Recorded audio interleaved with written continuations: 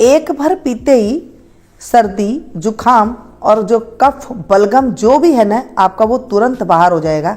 एक बार पीते ही आपकी सर्दी जुखाम ऐसे गायब हो जाएगी जैसे कभी थी ही नहीं। आज हम बनाने वाले हैं बाजरे से ये सूप। जो आप सब्जियां भर भर के बनाते हैं ना, ये हम बनाएंगे बाजरी के साथ। देखिए बाजरा दो तरीके से आता है, एक आता है मोटा वाला बाजरा, एक आता है बारीक वाला बाजरा। आपको लेना है बारीक वाला बाजरा और यहाँ पर मैंने गर्म पानी लिया 3 से 4 चम्मच और इसे अच्छे से हम पानी में मिक्स कर देंगे। थोड़ा सा पानी और लेंगे और इसे अच्छे से मिक्स कर देंगे, यानी कि जो बाजरा एकदम गीला नहीं होना चाहिए, यानी कि पनीला सा ना कर दें, थोड़ा बस ऐसा हो जैसे कि इसमें अच्छे से पानी लग जाए। और लगने के बाद एक एक बाजरा जो है अच्छे से पानी में कोट हो जाए ताकि इसका छिलका जो है फूल जाए। हमें इसका छिलके को अलग करना है और इसे ढक करके आप चाहें तो 1 घंटे के लिए रख दें, आप चाहें तो आधे घंटे के लिए रख दें, आप चाहें तो इसे 20 मिनट के लिए भी आप इसे रख सकते हैं। बस फिर क्या है, बाजरा जो है थोड़ा फूल जाता है, यानी कि इसका जो छिलका है वो फूल जाता है और निकलने के लिए एकदम ये जो है छिलका को हम तैयार कर लेंगे निकालने के लिए।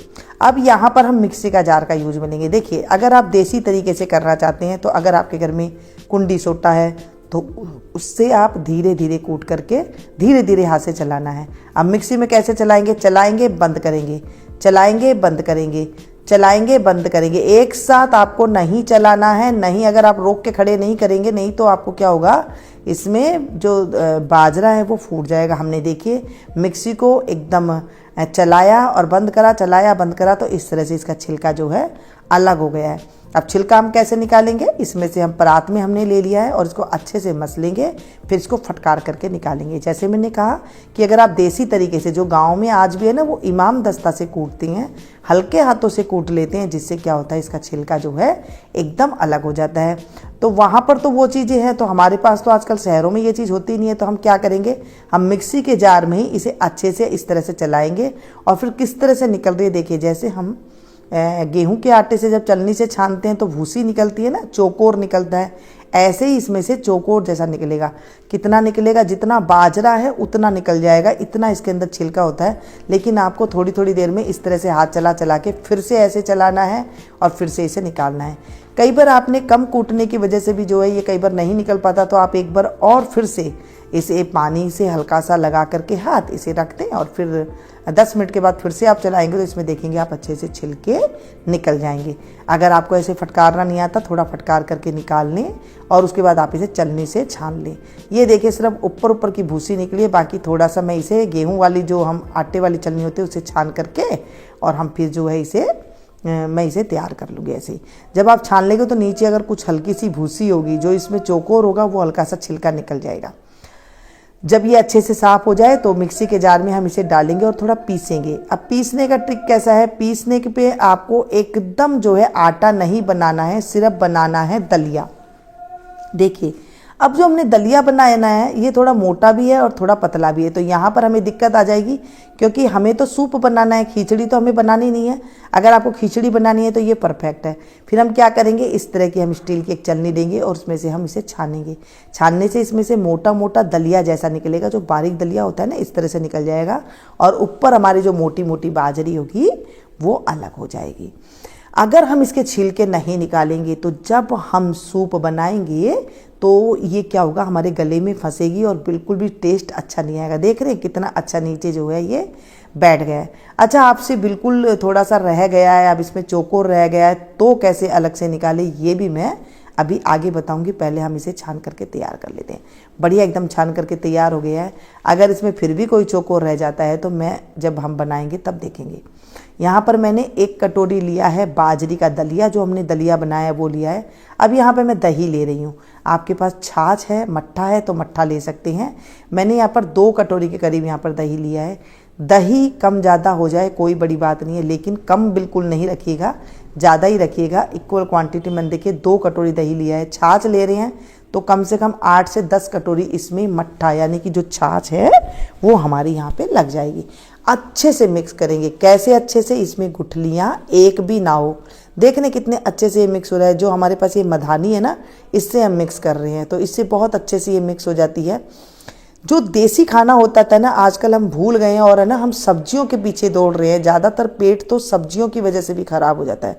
अब आप कहेंगे डॉक्टर तो हमें ऐसे ही बताते हैं, लेकिन जो हमारे बड़े बुजुर्ग हुआ करते थे ना, वो हमारे घर के डॉक्टर, वैद्य, मतलब हर जो होते थे ना, वो सब कुछ हुआ करते थे। एक बार आप इसे पी करके देखिएगा, आपको इतनी तसल्ली मिलेगी, सर्दी जुकाम तो दूर हो ही जाएगी, पेट भी भर जाएगा, यानी कि आपको रोटी की भी ज़रूरत नहीं पड़ेगी। आगे मैं बताऊंगी इसे कैसे खाना है और कैसे पीना है। पहले हम इसे अच्छे से मिक्स कर लेते हैं। पानी, जैसे मैंने कहा कि 1 कटोरी में कम से कम 10 कटोरी के करीब इसमें छाछ लग जाएगी। तो 2 कटोरी मैंने दही लिया, 8 कटोरी हम इसमें पानी डाल देंगे और अच्छे से इसे मिक्स करेंगे। थोड़ा पानी कम हो जाए तो कोई बात नहीं, कोई दिक्कत वाली बात नहीं है। आप यहाँ पर 7 से 8 कटोरी पानी भी डाल सकते हैं। अब जब छिलका रह जाए तो कैसे निकालेंगे, इस तरह से आप छन्नी लेकर के, और जब आप इसके ऊपर करेंगे ना, छाछ के ऊपर, क्योंकि बाजरी का जो दलिया है वो तो नीचे बैठ गया है, ऊपर इसके छिलके आ जाएंगे और आप इस तरह से चलनी में से लगा लगा के इसके सारे छिलकों को आप अलग कर सकते हैं। ये देखिए, है ना, मैंने थोड़ा सा छोड़ दिया था आपको दिखाने के लिए, और ऐसे ही आपको निकालना चाहिए। कई बार हम भी जब फटकार लेते हैं तो इसमें कुछ रह जाता है, फिर हम इसे निकाल लेते हैं। जब तक छिलके ना निकले आप उसको अच्छे से निकालें। अब हम इसमें नमक डाल देंगे, नमक स्वाद के अकॉर्डिंग डाल दें। और अभी मैंने गैस की फ्लेम को ऑन नहीं करी है, सिर्फ हम चला रहे हैं। अब मैंने ऑन करी है गैस की फ्लेम। अब इसे हम लगातार चलाएंगे। अगर आप इसे अभी इस टाइम नहीं चलाएंगे तो नीचे गांठें जम जाएगी और आपकी जो है ये अच्छी नहीं बनेगी। इसे ना, अगर हम शहरी भाषा में बोले तो इसे सूप बोल रहे हैं, वैसे इसे राबड़ी बोलते हैं। कई लोग इसे आटे से भी बनाते हैं, लेकिन वो आटा हम जब बाज़ार से ले आते हैं कई बार कड़वी बन जाती है या कसेली सी बन जाती है। जब आप इस तरह से दलिये से साफ़ करके बनाते हैं तो वो जो गांव वाला टेस्ट आता है। अगर आपको ऐसा नहीं आता है तो आप आटा ला करके, आटे से बाज़ार से, वो भी आप इस तरह से बना सकते हैं। अगर आपको ऐसा तामझाम करना अच्छा नहीं लगता है तो आप ऐसे कर सकते हैं। बिल्कुल आटा ले करके आप इसे इस तरह से मिक्स कीजिए और फिर इस तरह से चला करके राबड़ी आप बना लेंगे। अब ये जो दलिया है ये पेट में जा कर के आपके डाइजेशन को, सिस्टम को ठीक करता है। पेट की जो भूख है उसे ये सही करता है। और जो पेट में गर्मी की वजह से, अगर आप इसमें दही कम डालेंगे तो ये गर्म करेगा बाजरा। जो गर्मी की वजह से पेट में जिन लोगों को गर्मी रहती है उसको ये सही करता है, क्योंकि देखिए इसमें छाछ भी है और गर्माई भी है, तो ये बहुत अच्छा पेट के डाइजेशन को अच्छा करता है।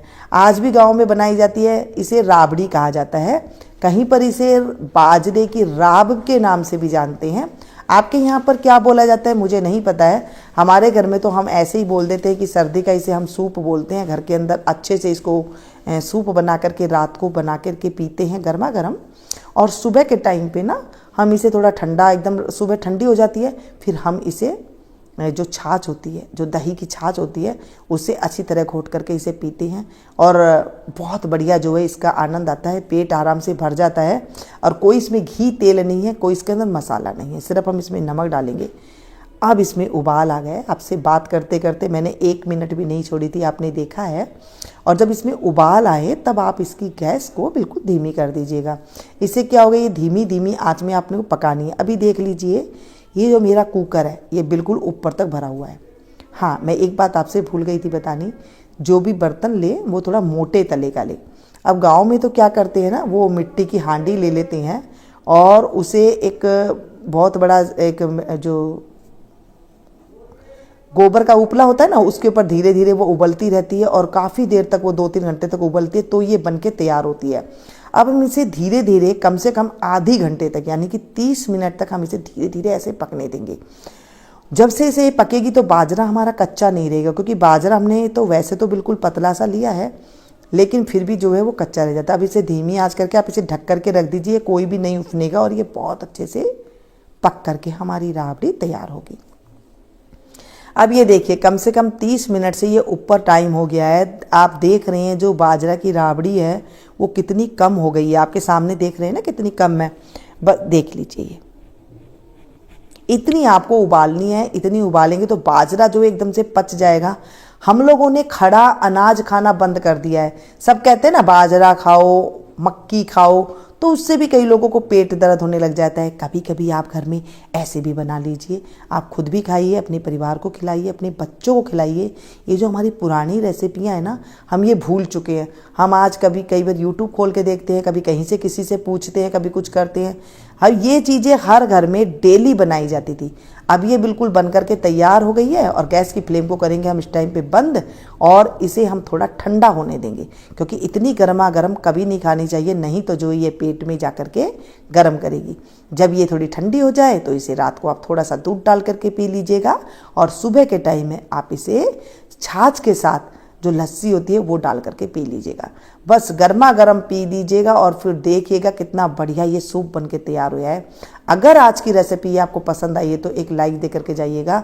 आपके यहाँ भी ये राबड़ी बनती है क्या, ये ज़रूर मुझे कमेंट करके बताइएगा। और आप लोग कैसे इसका सर्व करते हैं, कैसे इसे खाते हैं पीते हैं, ये भी ज़रूर मुझे आप बताइएगा। मिलती हूँ फिर से एक नई वीडियो में नई जानकारी के साथ। तब तक आप लोग देखते रहिए Meenu Gupta kitchen. Thank you.